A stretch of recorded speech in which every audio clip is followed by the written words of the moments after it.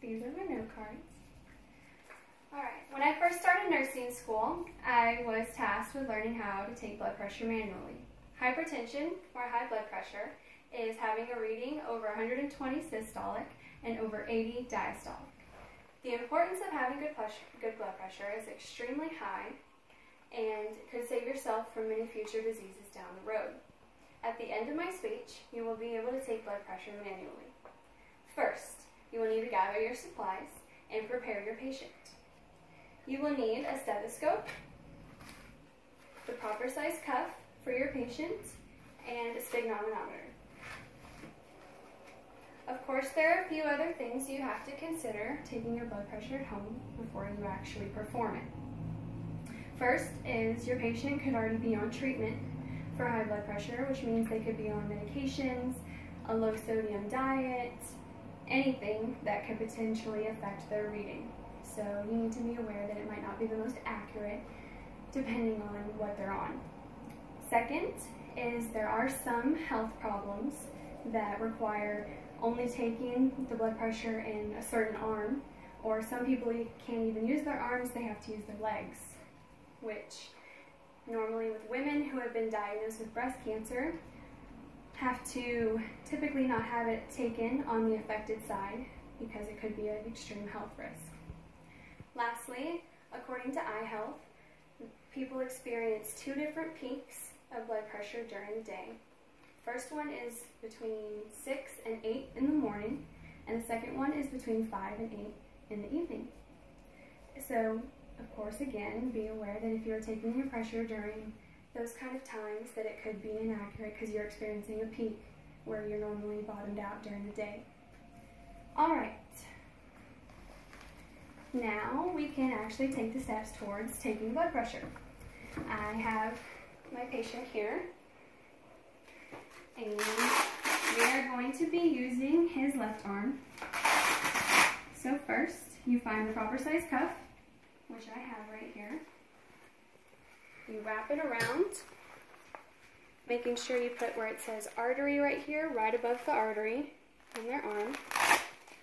So wrap it around.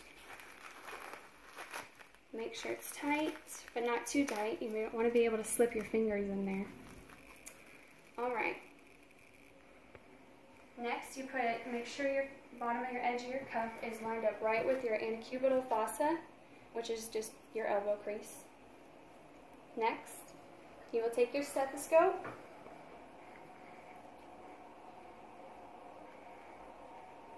and you will place it right on your brachial artery, which over here on the left arm is going to be right here. Place right there. You'll be able to hear his heartbeat. And with your pump right here, turn the dial all the way down to release all the pressure. Alright, and now on my sphygmomanometer, we are going to go up to 180, and then I'm going to release.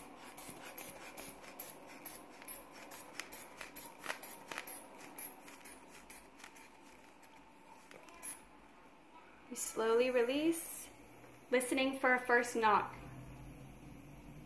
Right there.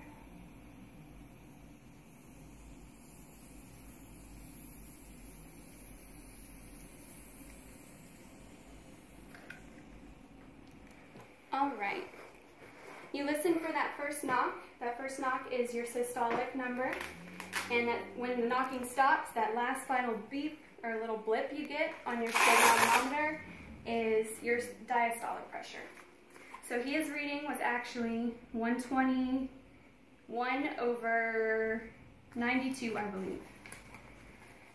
So next, lastly, you just record the findings and understand that if you had a pressure over 120 or over 80, that it could lead to prehypertensive tendencies or having hypertension altogether, which should be addressed. So in conclusion,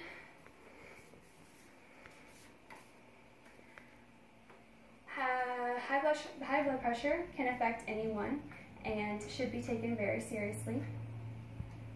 According to Eye Health, they said that having this basic self-test was a baseline and a perfect description for being able to monitor and really test if you are pre-hypertensive or in fact do have hypertension at home.